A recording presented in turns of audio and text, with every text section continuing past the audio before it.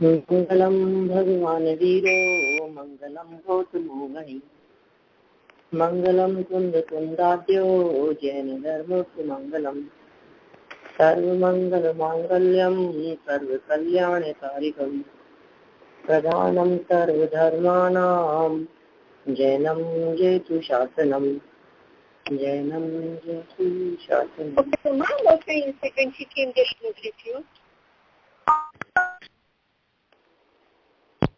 यहाँ हमारी इष्टोपदेश के आधार से चर्चा चल रही थी और अन्य दिनों में तत्वार्थ सूत्र की चर्चा चल रही थी।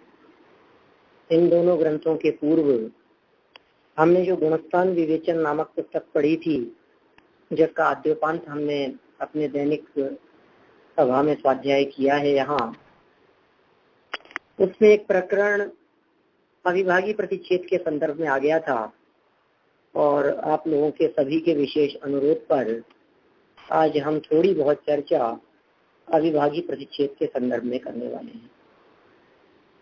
3-4 वर्ष पहले अपन ने गुणस्थान विवेचन के दूसरे अध्याय में प्रश्न 56 के अंतर्गत अविभागी प्रतिच्छेद के स्वरूप की चर्चा की थी। क्या होता है ये अविभागी प्रतिच्छेद, क्या चीज है, कैसा स्वरूप है अविभागी प्रतिच्छेद का। सामान्य रूप से जब कभी भी इस प्रकरण की चर्चा चलती है तो यही कहा जाता है शक्ति के अंश को अविभागी प्रतिच्छेद कहते हैं।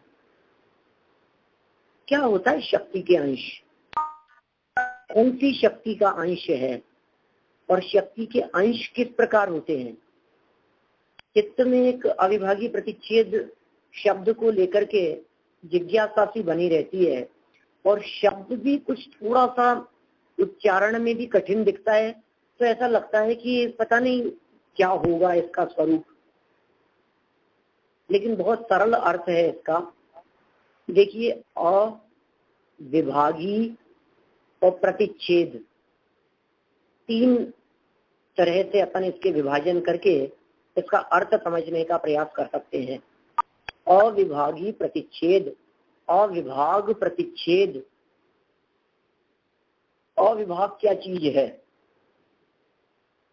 जिसका दूसरा टुकड़ा न हो सके उसे अविभाग कहते हैं। अ प्लस विभाग, विभाग माने टुकड़ा, हिस्सा, अ माने नहीं, अ प्लस विभाग, जिसका दूसरा टुकड़ा नहीं हो सके उसका नाम है अविभाग। ठीक है, ये तो हुई अविभाग की बात। अब प्रतिच्छेद क्या चीज है? तो कहा शक्ति के अंश प्रतिच्छेद कहलाते हैं। तो सब कौन सी शक्ति के अंश? देखिए, यदि इसको दूसरे शब्दों में देखा जाए, दूसरे प्रकार से यदि मैं इस बात को कहने का प्रयास करूं तो कह सकते हैं द्रव्य की अपेक्षा से सबसे छोटा द्रव्य, जिससे छोटा कोई दूसरा द्रव्य ना हो, वो कौन है? तो कहेंगे परमाणु। उससे छोटा कोई द्रव्य नहीं है। और कह सकते हैं कालाणु, क्योंकि कालाणु और परमाणु दोनों की साइज बराबर है। क्षेत्र की अपेक्षा से यदि बात की जाए तो क्षेत्र के सबसे छोटे हिस्से को कहते हैं प्रदेश। माने द्रव्य सबसे छोटा कालाणु या परमाणु, क्षेत्र सबसे छोटा वो प्रदेश। आकाश का सबसे छोटा अंश है वो, जिसे प्रदेश कह करके पुकारा है। और काल का सबसे छोटा अंश क्या होगा? तो कहेंगे समय। द्रव्य क्षेत्र काल भाव की अपेक्षा से बात की जाए तो द्रव्य छोटे की बात कर रहे हैं, सबसे छोटे की बात कर रहे हैं, सर्वजगन्य की बात कर रहे हैं। सर्वजगन्य द्रव्य कौन सा? कालाणु या परमाणु। सर्वजगन्य क्षेत्र कौन सा? प्रदेश। और सबसे जगन्य काल कौन सा? तो कहेंगे एक समय। इसको दूसरे शब्दों में कहें तो कह सकते हैं सबसे छोटा काल माने पर्याय। ऐसा भी कह सकते हैं द्रव्य तो द्रव्य है ही, क्षेत्र में प्रदेश ग्रहण किए जाते हैं, काल में पर्याय ग्रहण की जाती है और भाव में गुणों को ग्रहण किया जाता है। ऐसा ही है ना द्रव्य क्षेत्र काल भाव का स्वरूप। तो द्रव्य में वस्तु आ गई, क्षेत्र में यदि प्रदेश ग्रहण किए जाते हैं तो बहुत सारे नहीं, मैं आत्मा के असंख्यात प्रदेशीपन की बात नहीं कर रहा हूं, मैं तो ये कह रहा हूं कि प्रदेशों के सबसे छोटे अंश का नाम, क्षेत्र के सबसे छोटे अंश का नाम प्रदेश और काल के सबसे छोटे अंश का नाम समय या पर्याय है। तो पर्याय से भी छोटा कुछ होगा क्या?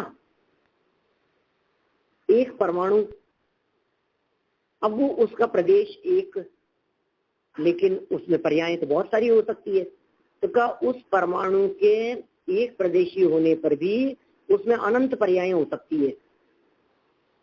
उसका सबसे छोटा हिस्सा लो तो कहेंगे एक पर्याय।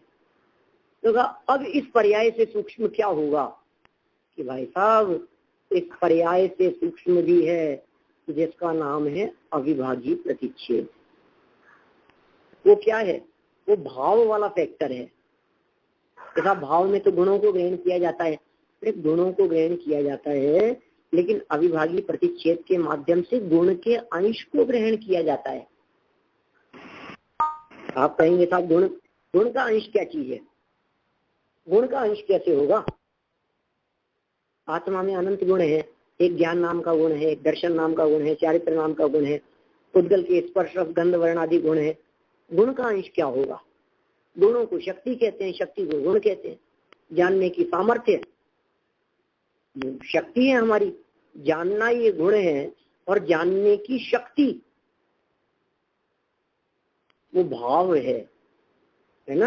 और शक्ति का अंश कितना जानना और उसकी यूनिट जिससे उस शक्ति को नापा जा सके, जिससे उस शक्ति को पकड़ा जा सके। माने देखिए, हमारे को यदि समय मतलब किसी चीज के टाइम को पकड़ना है तो हम कैसे पकड़ेंगे? किसी चीज का हमने टाइम पूछा, जैसा भी प्रवचन जो आपका ये चल रहा है, स्वाध्याय चल रहा है, ये कितने टाइम तक चलेगा? तो बोलो क्या जवाब देंगे? जैसा 45 मिनट। हमने मिनट में पकड़ा इस चीज को, तो कहा अच्छा मिनट में आप कैलकुलेशन करके बतला रहे हैं, हमारे को ये बात बतलाइए कि ये जो 45 मिनट आपने कहा है, क्या ये मिनट उस काल की यूनिट है? मिनट से छोटा कुछ नहीं होता? क्यों होता है ना, क्यों नहीं होता? सेकंड। तो फिर साहब हमारे को बिल्कुल एक्यूरेट बतलाइए कि क्या यह 45 मिनट चलेगा? आपका स्वाध्याय, प्रवचन, क्लास, कक्षा जो कुछ भी कहे, हाँ साहब 45 मिनट। नहीं, बिल्कुल सही बतलाओ। 45 मिनट से क्या कुछ सेकंड भी आगे पीछे नहीं होगा? अरे साहब कैसी बात कर रहे हो, सेकंड तो आगे पीछे होंगे ही ना। तो फिर फिक्स बतलाओ कि साहब 45 मिनट और 41 सेकंड। अब तो बराबर है। ये चीज हम प्रवचन खत्म होने के बाद रिकॉर्डिंग को देख करके बतला सकते हैं कि कितने मिनट कितने सेकंड का प्रवचन था। बोलो कर लेते हैं ना अपन ऐसा? अब ये सेकंड से भी छोटी यूनिट की बात करो कि नहीं साहब सेकंड तो बहुत बड़ा होता है, क्या बात कर रहे हो आप?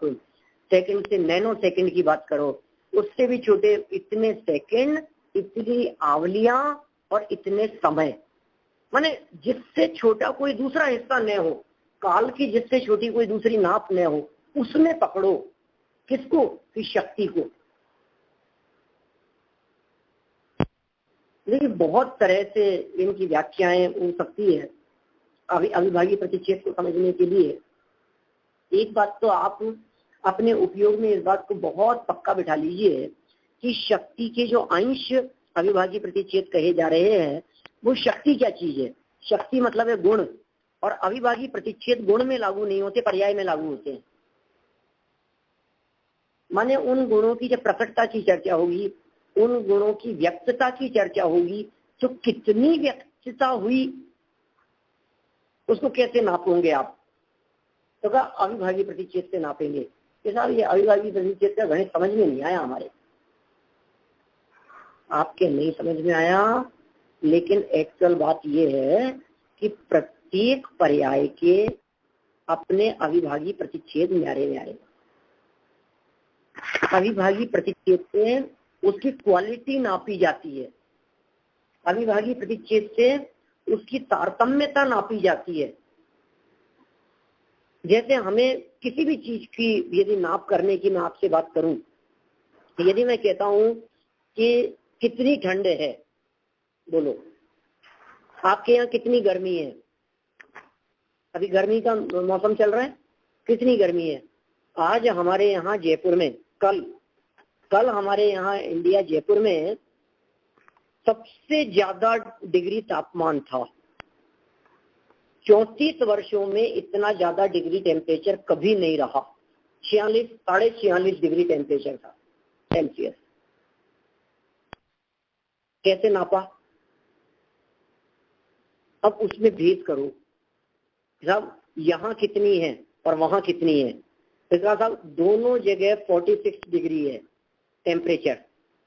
कि नहीं साहब और कोई क्राइटेरिया बतलाओ, उस डिग्री के भी अंश करो, फिर और अंश करो, और तो ये जिससे तारतम्यता का पता लग रहा है, जिससे कम ज्यादापन का पता लग रहा है, बस उस यूनिट तक हम पहुंच गए, उसका नाम आ गया। कितनी सिंपल सी चीज है। किसी भी वस्तु की चर्चा कर लीजिए, आप किसी भी पदार्थ की बात करके देख लीजिए। मैं यदि आपसे बात करता हूं किसी मीठी वस्तु के संदर्भ में, मैं आपसे यदि पूछता हूं कि अनार का स्वाद कैसा होता है, तो आप कहेंगे मीठा होता है। और मैं आपसे पूछता हूं आम का स्वाद कैसा होता है, तो आप कहेंगे मीठा होता है। आम तो बहुत मीठा होता है। अच्छा, आपसे यदि ये पूछा जाए शक्कर कैसी होती है, क्या जवाब है आपका? मीठी होती है। और मिश्री कैसी होती है, और गुड़ कैसा होता है? वो भी मीठा होता है, वो भी मीठा होता है। अरे भाई, ये जो मीठापन जो आप कह रहे हो, ये मीठापन में भी कोई फर्क है या नहीं है, या सबका मीठा एक जैसा होता है, सबका मीठा बराबर होता है?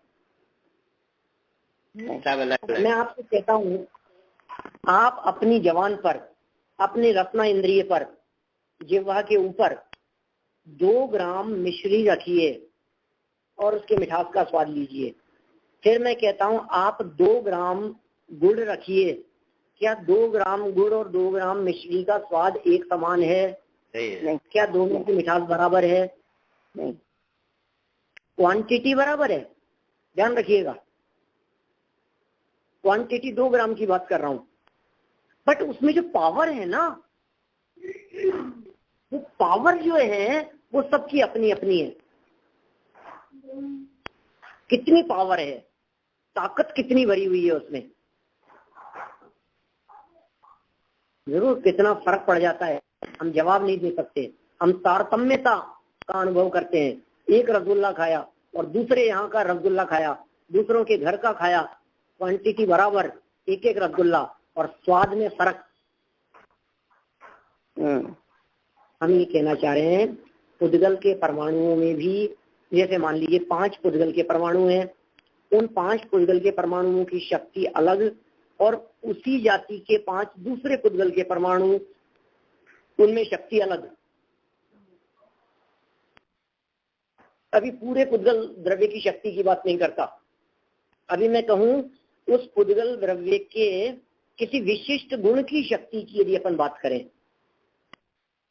जैसे मान लीजिए चिकनाहट की यदि अपन बात करें, पुद्गल की चिकनाहट, ये स्निग्ध नाम का गुण है पुद्गल में, अपन ने पढ़ा है, स्निग्धता, रूक्षता, और ये आगे चल करके उमा स्वामी आचार्य बतलाने वाले हैं, उसमें स्निग्ध रूक्षत्वाद बंध है, स्निग्ध और रूक्षता के कारण बंधन होता है।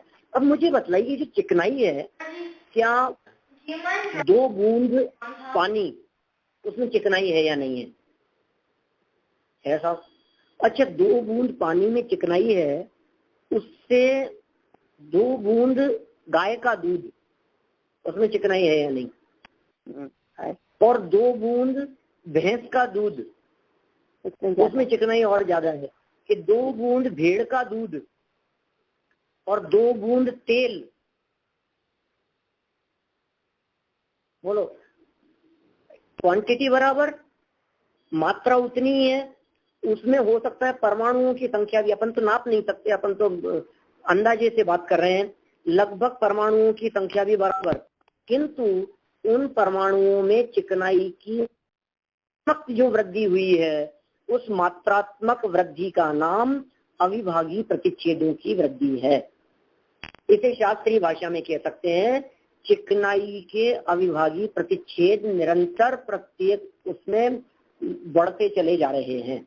गाय के दूध की अपेक्षा भैंस के दूध में चिकनाई के अविभागी प्रतिच्छेद ज्यादा है। ऐसे कलर के अविभागी प्रतिच्छेद की अपेक्षा से बात कर लीजिए, पानी का कलर, और ये जो होता है ना हंस, वो दूध पानी मिले हुए में से दूध पी जाता है। अब जो पानी बचा है दूध पी जाने के बाद मिलावट में से वो कैसा बचा होगा? व्हाइट कलर का होगा, लेकिन प्योर व्हाइट नहीं होगा, मिक्स। अब उसकी सफेदी की मात्रात्मकता में जो फर्क है, कलर की मात्राओं में जो फर्क है,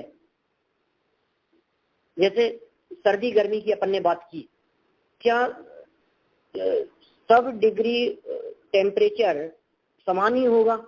उसमें तारतम्य रूप फर्क नहीं है।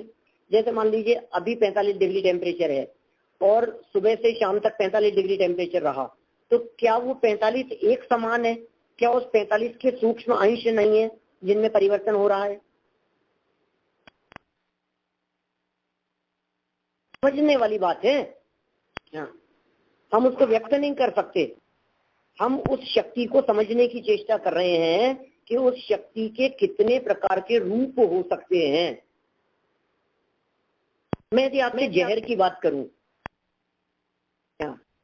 यदि आपसे ये पूछा जाए जहर, जहरीली वस्तुओं के नाम बतलाइए, तो आप जहरीली वस्तुओं के नाम बतला सकते हैं?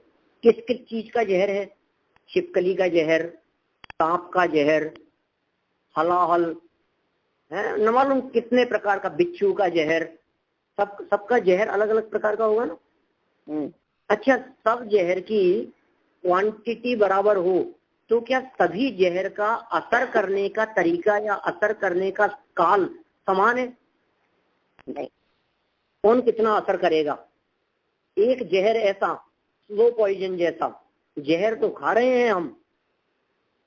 आजकल तो फल सब्जियां वगैरह भी फ्रेश नहीं आती है, हमारे यहाँ तो बहुत चलता रहता है जहरीली है। रोजाना ऐसा आता है न्यूज़पेपरों में आए दिन, जहरीली फल सब्जियां, सब्जियों में जहर। लेकिन वो जहर कैसा है? स्लो पॉइजन जैसा है, खाते रहते हैं तो भी मरते नहीं है, बरसों लग जाते हैं मरने में। कुछ जहर ऐसा अभी खाया और 4-6 घंटे में मर जाएगा। कोई जहर ऐसा कि बिल्कुल पोटेशियम साइनाइड जैसा, बिल्कुल जीभ पर टच किया और मर गया, खत्म। ये क्या है? पारा भी जहर है। माने उस जहर की पावर कितनी है आप समझ लीजिए। इसको जब शास्त्रीय भाषा के अंदर कहते हैं, मतलब यदि विज्ञान की भाषा में, डॉक्टरों की भाषा में कहें तो कितने mg की दवाई है, गोली है? बोलो। 10 mg गोलियां एक जैसी दिख रही है, गजब हो गया। दवा की गोली एक जैसी दिखाई दे रही है, क्या फर्क पड़ता है? वही सफेद गोली थी, वही सफेद गोली है, वही साइज है, वही शेप है। बोलो, किस चीज से नापते हैं उसको? कलर से, साइज से, वेट से? किस चीज से नाप रहे हैं उसको? पावर कितनी है? 20 mg की है कि 1000 mg की है? 50 mg की गोली और 500 mg की गोली बराबर है? देखने में बराबर है, वजन में बराबर है, कलर में बराबर है, साइज में बराबर है, शेप में भी वैसी है। सामने रखी हुई हो दोनों गोलियां तो हम दोनों के अंदर अंतर नहीं कर पाए, लेकिन दोनों की ताकत में, दोनों के सेवन करने के पश्चात उसके रिएक्शन में जो भी उसका प्रतिफल दिखाई देगा, उसमें जमीन आसमान का अंतर है। कैसे पड़ा ये अंतर? ये जमीन आसमान का अंतर कहां से आ गया? हम कहते हैं इस अंतर का नाम है अविभाज्य। संजीव समझ में आ रही है आपको बात? हाँ संजय जी बोलिए। प्रश्न पूछ सकते हैं, रेलेवेंट क्वेश्चन की बात पर रखे, चल लास्ट में रखे। बोलिए ना, कुछ नहीं, बाद में भी पूछ सकते हैं जब चाहें। नहीं, अभी रेलेवेंट है। अभी तक आपने जो बात की कि जो अविभाग प्रतिच्छेद है वो जीव के माने जो भाव है, गुण है, भाव का तारतम्यता रूप जो मेजरमेंट अपन करना चाहते हैं वो अविभाग प्रतिच्छेद में होते हैं, माने वो भाव का एक अंश है, ऐसा मैंने समझा अभी तक। लेकिन साथ साथ में ऐसा भी बोला जाता है कि वो पर्याय की तारतम्यता पर्याय का भी अंश है, और पर्याय तो काल का अंश है, माने काल का माप है, तो माने इसमें काल और भाव दोनों में गुटारा होता है थोड़ा। हाँ, मैं भी एक बार बहुत सारी बात इसके बारे में करना चाह रहा हूँ। मैं लेता हूँ इस पॉइंट को भी जो आप कहना चाह रहे हैं, मैं समझ गया आपका भाव। आप ये कहना चाह रहे हैं कि वो काल का अंश है और ये शक्ति का अंश कह रहे हैं, शक्ति को भाव में लिया जाता है, तो काल का अंश है कि भाव का अंश है? हाँ, मैं दोनों तरह से बात, राइट ना? दोनों तरह से बात हो रही है। हाँ जी। देखिए, है तो शक्ति का अंश क्या, लेकिन वो शक्ति का अंश पर्याय में व्यक्त होता है। ख्याल में आई बात? वो जो शक्ति का अंश है ना, वो शक्ति का अंश पर्याय में व्यक्त होता है।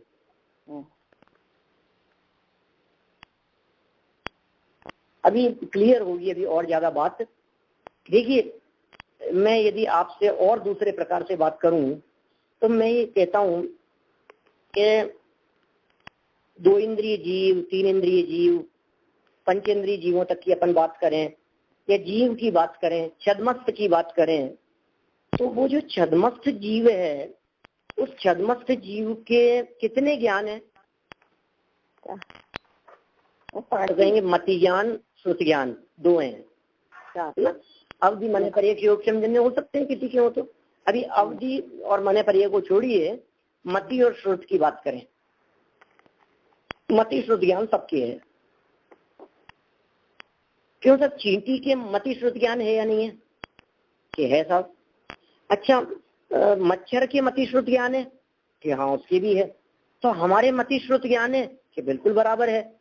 तो मैं आपसे पूछता हूँ, सबका मति श्रुति ज्ञान ज्ञान गुण की पर्याय है ना? जानना, ये मति श्रुति ज्ञान जो है, जिसके माध्यम से जाननपना हो रहा है, ये जाननपना ये द्रव्य क्षेत्र काल भाव में कहाँ बैठता है? तो कहेंगे साहब जाननपना तो भाव है भाई, शक्ति है ना, हमारा गुण है, हमारा जाननपना भाव है। अच्छा, जानने की जो पर्याय है वो कहाँ है? तो कहेंगे कि वो काल है। जानना और जानने की पर्याय, जानना और जानने की जो पर्याय है वो हो गया काल। अब उस पर्याय में कितना जानना, ये हो गया वापस भाव। बताइए, जानने की जो पर्याय है वो काल कैसा है? पर्याय पक्ष है ना, इसलिए जानने की पर्याय हो चाहे देखने की, परिणमन है ना। हाँ, परिणमन। जानने, अभी जानना मुख्य नहीं है, पर्याय मुख्य है। जाननपना ये तो पर्याय में होता है। ज्ञान चारों परिणमन है वो, जिसमें जानना भाव नहीं आएगा। ठीक है ना? वो चारों जो समय ज्ञान गुण का परिणाम। हाँ जी, चारों फिर साथ साथ में चलते होंगे, हर एक द्रव्य क्षेत्र काल भाव का छोटा से छोटा मेजरमेंट। अजी सब में चलेंगे ना, क्यों नहीं चलेंगे? बतलाओ मेरे को, क्या गुण का क्षेत्र नहीं है? हर एक क्रिया में चारों चीजें होती ही रहती हैं, होती ही है ना, सब में होगी। मुझे बतलाइए, ज्ञान कितने एरिया में रहता है? ज्ञान कितने प्रदेशी है? कि पूरे आत्मा के असंख्यात प्रदेशों में व्याप्त है, वो उसका क्षेत्र है।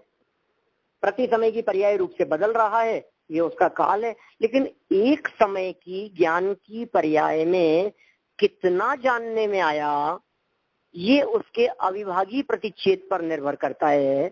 क्योंकि सभी का क्षेयोपशम बराबर नहीं है, लेकिन पर्याय तो सबकी बराबर है। कितनी सिंपल सी बात है। मुझे बतलाइए, ज्ञान गुण की एक समय में कितनी पर्याय? तो जवाब मिलेगा ज्ञान गुण की एक समय में एक पर्याय। अब कौन सी पर्याय कम जाने और कौन सी पर्याय ज्यादा जाने? ये साहब ये पर्याय तो कम जान रही है, ये पर्याय ज्यादा जान रही है। 2 इंद्रिय का क्षयोक्षम कम है और 3 इंद्रिय का क्षयोक्षम ज्यादा है। क्यों भैया, ऐसा क्यों है? अरे 2 इंद्रिय जीवों में भी प्रत्येक का क्षयोक्षम जा रहा है। 2 इंद्रिय में नहीं समझ में आता हो तो सहनी पंचेंद्रिय में तो स्पष्ट समझ में आ रहा है। आपका क्षयोक्षम अलग है, मेरा अलग है। जितने 50-60 लोग जो भी सुनते हो, 10-20-50 लोग, सबका क्षयोक्षम न्यारा न्यारा। जितने दुनिया में लोग दिखाई दे, सैनी पंचेंद्रिय देवों का क्षयोक्षम अलग, सैनी पंचेंद्रिय त्रियंचों का क्षयोक्षम अलग, मनुष्यों का, नारकियों का, प्रत्येक मनुष्य का अलग अलग है सैनी पंचेंद्रिय। बोलो, सबका जानपना एक जैसा नहीं है, सबकी आंखों की देखने की ताकत एक जैसी नहीं है, सबकी कान से सुनने की ताकत एक जैसी नहीं है। हर समय की पर्याय में तारतम्यता। अभी देखिए कितनी तारतम्यता है, उस तारतम्यता के बावजूद भी इतना तो विभाजन देखा ही जाता है कि 2 इंद्रिय जीव का सर्वोत्कृष्ट क्षयोक्षम और उससे ज्यादा क्षयोक्षम 3 इंद्रिय जीव के अल्प क्षयोक्षम वाले जीव का होगा। 3 इंद्रिय वालों में अल्प क्षयोक्षम वाला, 2 इंद्रिय वालों में सर्वोत्कृष्ट क्षयोक्षम वाला, तो भी 2 इंद्रिय की अपेक्षा से 3 इंद्रिय का क्षयोक्षम ज्यादा है। वो सर्वोत्कृष्ट है और वो सबसे कम है, तो भी मुझे सिर्फ इतना कहना है कि ये जो पर्याय में जो, क्योंकि गुण तो सबके समान है, देखो गुण में तो कोई फर्क नहीं है, द्रव्य समान है, गुण समान है। आपके और हमारे यदि हम बात करें तो द्रव्य में और गुणों में कोई फर्क नहीं है। अनंतों के भी, सिद्धों के भी, निगोदिया के भी, तो फर्क कहाँ पड़ रहा है? अब आप कहेंगे साहब फर्क पड़ रहा है पर्याय में।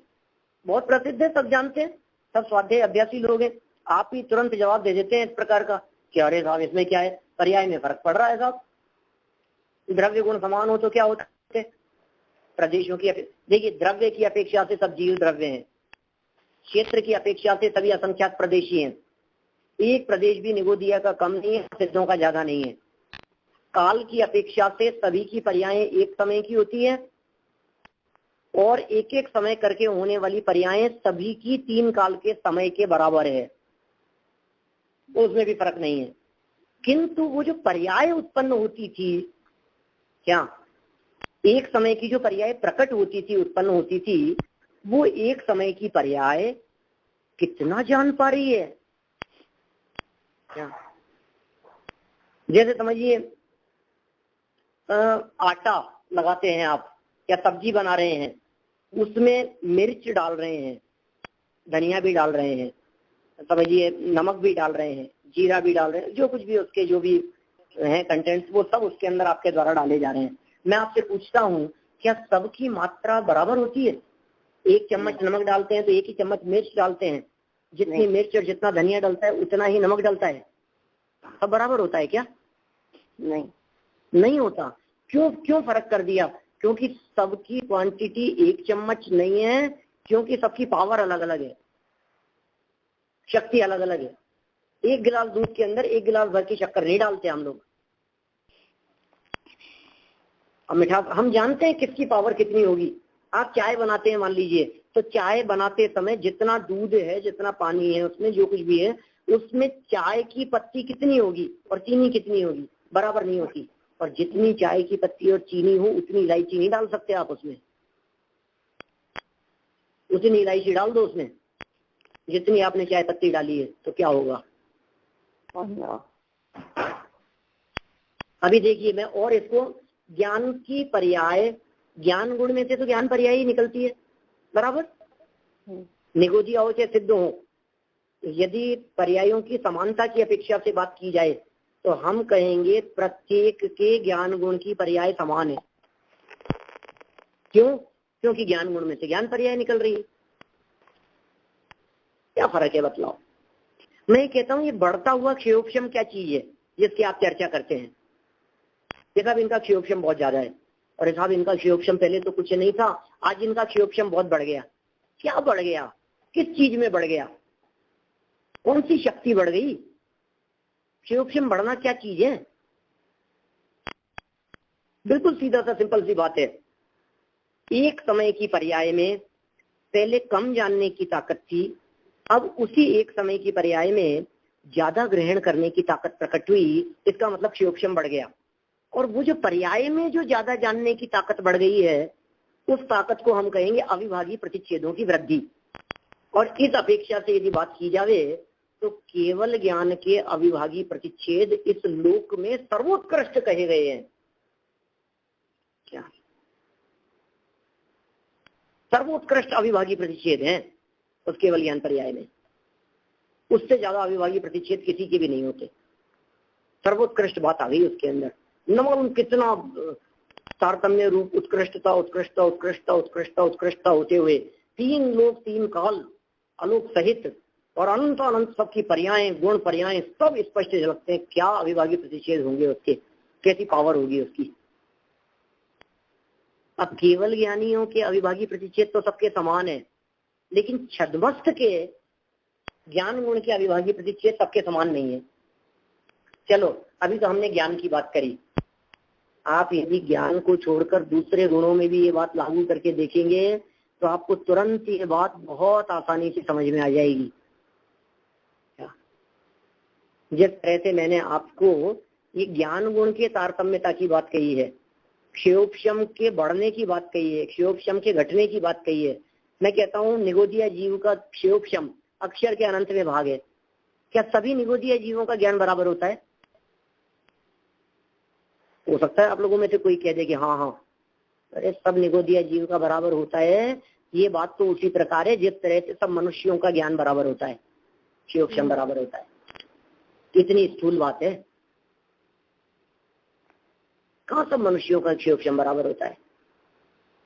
एक कक्षा में पढ़ने वाले 50 विद्यार्थियों का क्षयोक्षम बराबर होता है।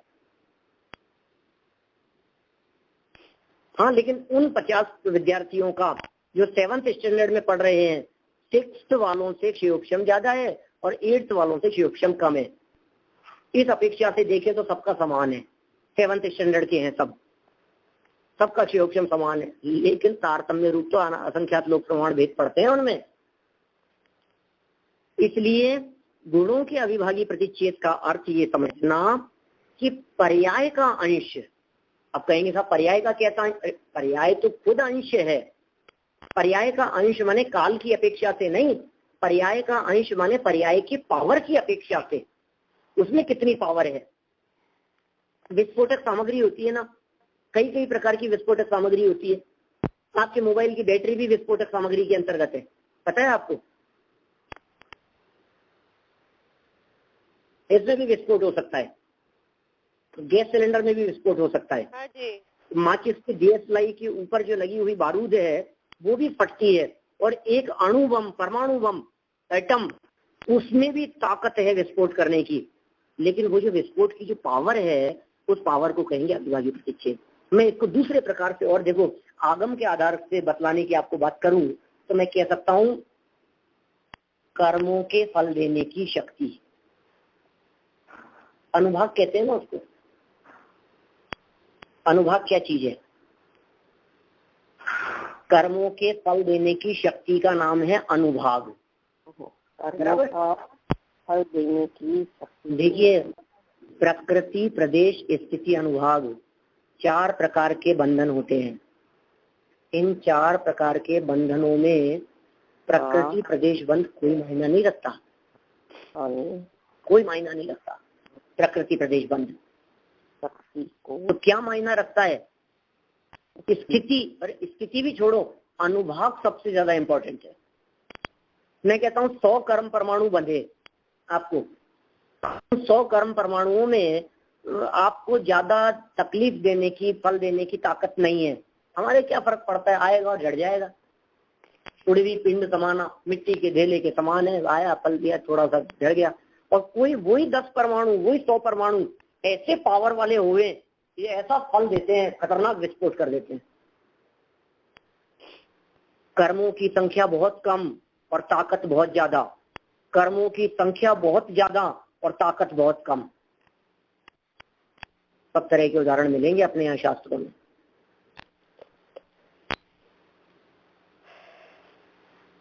अरहंत परमात्मा के ईर्यापथ आश्रव होता है क्या? आश्रव हो रहा है। ताकत कितनी है? ताकत तो कुछ नहीं है। ऐसा उदाहरण दिया शास्त्रों में, जली जेवड़ी वत, रस्सी होती है ना, वो जली हुई हो और ऐसे कैसे रखी हुई हो, बल पड़ा हुआ बिल्कुल दिखाई दे रहा है, लेकिन ताकत कितनी है? फूंक मारो तो उड़ जाए, राख हो चुकी है वो, ताकत नहीं बची है बिल्कुल भी।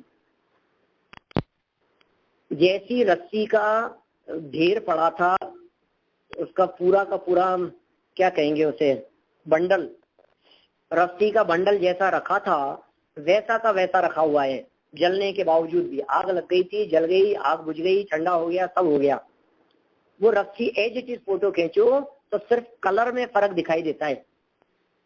ताकत का क्या हुआ? खत्म हो गई सारी ताकत। अब ताकत बिल्कुल नहीं बची है उसमें। ये पावर है अविभागी प्रतिचेत की, क्योंकि बंधने वाले कर्म तो सबके बराबर बनते हैं। बराबर मतलब समय प्रबद्ध, बराबर का अर्थ लगभग बराबर, समय प्रबद्ध मात्र ही बंधते हैं। सब जीवों के एक समय प्रबद्ध बनते हैं। तो फर्क किससे पड़ता है? सम्यक दृष्टि जीव के भी समय प्रबद्ध बन रहे हैं, मुनिराजों के भी समय प्रबद्ध बन रहे हैं, मिथ्या दृष्टि जीव के भी एक समय प्रबद्ध बन रहे हैं। तो अंतर किस चीज से? अंतर तो पड़ेगा फल देने की ताकत किसमें कितनी है। ज्ञानी जीवों के, सम्यक दृष्टि ज्ञानी जीवों के पुण्य प्रकृतियों का अनुभाग बढ़ता है और पाप प्रकृतियों का अनुभाग घटता है। किसकी पावर बढ़ती चली जा रही है, किसमें ताकत बढ़ती चली जा रही है। आप गाड़ी खरीदते हैं, मोटरसाइकिल खरीदते हैं, कुछ भी खरीदते हैं, आप नहीं देखते हैं कितने पावर की है। आप मोटर खरीदते हैं, मिक्सी खरीदते हैं, समझ लीजिए पानी की मोटर खरीदी आपने, आप नहीं देखते कितने पावर की है, या साइज देखते हैं उसकी। क्यों? उस पावर से क्या मतलब है? उस पावर से फर्क पड़ेगा कि पानी कितना फेंक पाएगी, कितना तेजी से फेंक पाएगी। देखिए, मैंने जिस प्रकार से आपके सामने ज्ञान गुण की चर्चा की है, आप इसी तरह से और दूसरे गुणों में भी इस बात को लागू करके देख सकते हैं। उद्गल तो उदाहरण के लिए है जी, उद्गलों की चर्चा तो अनगिनती उदाहरण दिए जा सकते हैं। आप कहो तो मैं इतने उदाहरण दे सकता हूँ, इतने एग्जाम्पल दे सकता हूँ शक्ति के लिए कि आप कहेंगी बस करो। अब वैद्य जी एक गोली बनाते हैं ना, एक गोली क्या हजार औषधियां मिला करके और 2 ग्राम की गोली दे सकते हैं आपको। बोलो, 1 किलो के का उन्होंने कुछ बनाया और उसके अंदर मान लो बहुत सारी 10-10 ग्राम मिला करके कुछ बहुत तरह की औषधियां थी उसमें। 1 किलो में 100 प्रकार की औषधियां थी और सब मिला लेने के बाद में, सब ग्रुप कर लेने के बाद में, उसमें से उन्होंने एक चींटी उठाया। एक चींटी उठाने के बाद में उसकी बहुत बारीक सी गोली बना दी 1 ग्राम की। उस गोली में कितनी दवाइयां हैं बोलो? 100 दवाइयां हैं उस गोली में। आप क्या समझते हैं? श्रद्धा गुण की एक समय में एक पर्याय होती है, तो श्रद्धा गुण की 2 ही तरह की पर्याय होती होगी ना, या तो सम्यक दर्शन या मिथ्या दर्शन। हाँ साहब ऐसा ही सुना है हमने, तो या तो श्रद्धा गुण की सम्यक पर्याय होगी या श्रद्धा गुण की मिथ्या पर्याय होगी, और तो कोई हो नहीं सकती है। अच्छा, अब नेक्स्ट क्वेश्चन, क्या सभी सम्यक दृष्टियों की श्रद्धा एक समान होती है? क्या सभी मिथ्या दृष्टियों की विपरीत श्रद्धा एक समान होती है? श्रद्धा गुण की पर्यायी तो क्या मानना है आपका? जमीन आसमान का अंतर है। मैं आपसे ही कहता हूं, चलिए आप अपने आप के बारे में बतलाइए मुझे। आज के 20 वर्ष पहले, आज के 40 वर्ष पहले, जिसकी जितनी उम्र हो उसके हिसाब से लगा लेना, आपकी तत्व ज्ञान के प्रति, जिनवाणी के प्रति, देवशास्त्र गुरु के प्रति श्रद्धा कितनी थी और कैसी थी, और आज श्रद्धा कैसी है, और उस श्रद्धा में कुछ अंतर है या नहीं है? यदि आप कहते हैं अंतर है तो मैं कहता हूं क्या आप सम्यक दृष्टि हो गए, और यदि आप ये कहते हैं कि सम्यक दृष्टि नहीं हुए हैं तो मैं पूछता हूं कि श्रद्धा तो मिथ्या ही है, क्या अंतर दिखाई दे रहा है? कैसे अंतर की बात कर रहे हैं आप?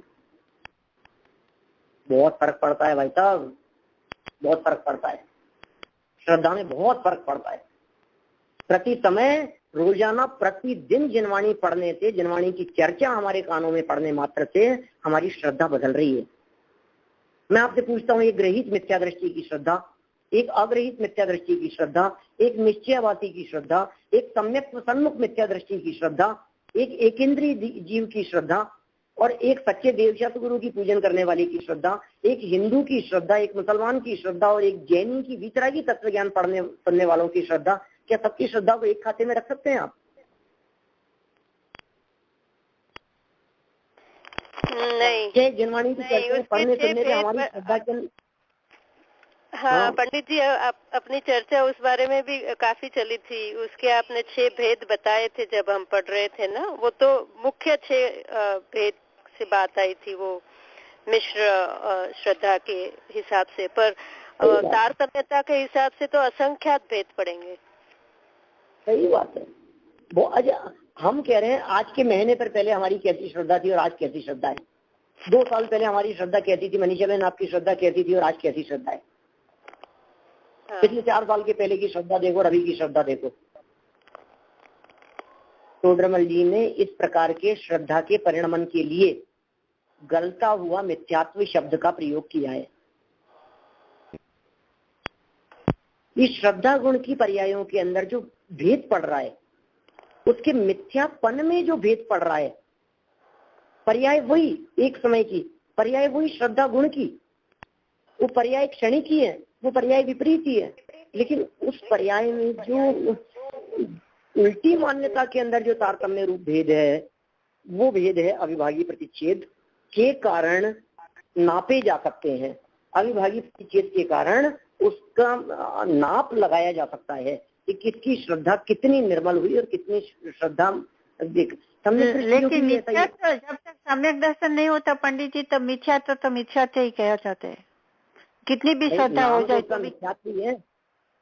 हम तो यही तो कह रहे हैं ना आपसे, सामान्य रूप से कहेंगे तो मिथ्यात्व है, और फिर और विशेष भेद करेंगे तो ग्रहित मिथ्यात्व और अग्रहित मिथ्यात्व कर दिया। फिर ग्रहित और अग्रहित मिथ्यात्व में भी एक व्यक्ति ऐसा जो भगवान महावीर स्वामी के सामने जा करके और संपत्ति पैसा मांगता है, बिजनेस बढ़ाने की डिमांड करता है, और एक मिथ्या दृष्टि ऐसा जो ये कहता है कि भगवान तो कुछ देते ही नहीं है। बोलो दोनों की श्रद्धा में कितना अंतर है? कोई फर्क नहीं पड़ता। एक की श्रद्धा ऐसी है कि भगवान हमारा भला कर देंगे, और दूसरे की श्रद्धा ऐसी है कि हमारे कर्म के हिसाब से होगा। तीसरे की श्रद्धा ऐसी है कि अरे प्रत्येक समय की पर्याय नक्की है, जो होना है तो निश्चित है। सबकी श्रद्धा अपनी अपनी है। इतना सब कुछ होने के बावजूद भी मिथ्या दृष्टि है। मैं तो ये बतलाना चाह रहा हूँ आपको, माने कंसेप्ट हमारे दिमाग में अविभाज्य प्रतिच्छेद के संदर्भ में क्लियर हो जाए बिल्कुल कि आखिर अविभाज्य प्रतिच्छेद है क्या चीज। चारित्र गुण की पर्याय में वृद्धि, प्रति समय पंडित जी अविभाज्य प्रतिशत जिसके भाग नहीं और डिवीजन नहीं कर सकते उसे अविभाज्य प्रतिशत कहते ना। हाँ, जिसके और डिवीजन नहीं हो सके और नहीं हो सकता, लेकिन वो बढ़ते रहे हैं तो उससे वृद्धि देख सकते हैं, उससे अंतर देख सकते हैं अपन। वो जो 2 में अंतर दिखाई दे रहा है वो दोनों की पर्यायों के अविभाज्य प्रतिच्छेद का अंतर है। 2 पर्यायों में जो अंतर दिखाई दे रहा है वो 2 पर्यायों का अंतर भी उसके अविभाज्य प्रतिच्छेद का अंतर है। सबसे कम अविभाज्य प्रतिच्छेद। हाँ तो पंडित जी ये समझ, तो गुरुदेव हमेशा कहते हैं ना कि एक समय की पर्याय में कितनी ताकत है और ज्ञान गुण में, क्योंकि अनंत गुणों का झलकना और अनंत गुणों के एक एक गुण में अनंत अविभाग प्रतिच्छेदों का भी ज्ञान, जैसे आपने वो दिया था ना गुड़ रसगुल्ला सबका अलग अलग, तो ये एक पर्याय की सबको न्यारा न्यारा जानना। देखो तो इसीलिए सर्वोत्कृष्ट अविभाज्य प्रतिच्छेद है केवल ज्ञान के। सबको न्यारा न्यारा जानते हैं, क्लियर जानते हैं, कली कली बिल्कुल स्पष्ट दिखाई देती है उनको। ऐसा निर्मल ज्ञान है केवल ज्ञान। हाँ सही बात है। इससे अपने को ज्ञान गुण की प्रधानता, उसकी अद्भुतता, उसकी अलौकिकता, उसकी अपूर्वता का भान होता है। ये आप बहुत अच्छा बताया। Thank you. नहीं, अविभाज्य प्रतिच्छेद से न केवल ज्ञान गुण का पता लगता है। अभी हमने अविभाज्य प्रतिच्छेदों की महिमा की चर्चा तो की नहीं है बिल्कुल भी। थोड़ी बहुत जो चर्चा के अंदर आपको उसका स्वरूप समझने से महिमा आ रही है तो आ रही है, लेकिन वस्तु स्थिति ये है हर पर्याय स्वतंत्र है। कण कण की स्वतंत्रता तो हम कहते हैं, हम कह रहे हैं पर्याय पर्याय स्वतंत्र है। एक पर्याय का दूसरे पर्याय से भेद नहीं हो तो एक समय पहले श्रद्धा गुण की पर्याय मिथ्या थी और अगले समय की श्रद्धा गुण की पर्याय सम्यक कैसे हो गई? वो पर्याय उस पर्याय से न्यारी है, उस पर्याय का क्षयोपशम न्यारा है, उस पर्याय की योग्यता न्यारी है, उस पर्याय का विषय न्यारा है, उस ज्ञान की पर्याय का ध्येय क्या बनेगा ये उसके क्षयोपशम पर निर्भर करता है, उसके अविभागी प्रतिचेत पर निर्भर करता है। क्या गजब स्वाधीनता का मार्ग है। ये जनागम में कही गई ये बातें तो कैसी गजब की है। हम कहाँ पराधीनता के चक्कर में उलझे हैं, विषयों के पराधीन हो रहे हैं, भोगों के पराधीन हो रहे हैं, न मालूम कहाँ कहाँ पराधीनता दिखाई दे रही है, तन के पराधीन हो गए हैं। यहाँ कह रहे हैं एक समय की पर्याय का विषय क्या बनेगा, इतनी स्वाधीनता है। और जब इतनी स्वाधीनता समझ में आती है, इतनी स्वतंत्रता जब समझ में आती है, तो न किसी को पराधीन करने की वृत्ति होती है और न किसी के अधीन बने रहने की वृत्ति होती है। जब किसी के अधीन नहीं होते तो दीनता का भाव निकल जाता है, और जब किसी दूसरे को अपने अधीन नहीं करने की बात होती है तो अभिमान का भाव निकल जाता है, और दीनता और अभिमान दोनों ही निकल जाने पर स्वाभाविक सरलता हमारे जीवन में प्रकट होती है, जिसका नाम है सम्यक दर्शन, जिसका नाम है भेद विज्ञान। ये थोड़ी बहुत चर्चा मैंने क्षयोपशम के। हाँ जी बोलिए। हाँ, मैंने कहा हर एक पदार्थ स्वतंत्र अपने आप परिणाम रहा है, पर्याय भी हम नहीं कंट्रोल कर सकते, पर्याय भी अपने आप परिणाम रही है। सही बात है। अब क्या करना बाकी रह गया? मस्त रहो, सहज रहो, ज्ञाता दृष्टा रहो, जो होता है सो होने दो, होनी को स्वीकार करो। कितना सहजता का मार्ग है, कितना आनंद का मार्ग है। कछु करना न धरना, मगन रहना, कुछ नहीं करना धरना, ज्ञाता दृष्टा भाव से रहें। ये थोड़ी बहुत चर्चा मैंने आज अविभागी प्रतिच्छेदों के संदर्भ में की है आप लोगों के आग्रह पर। आप लोग इसके संदर्भ में और चिंतन कीजिएगा, विचार कीजिएगा।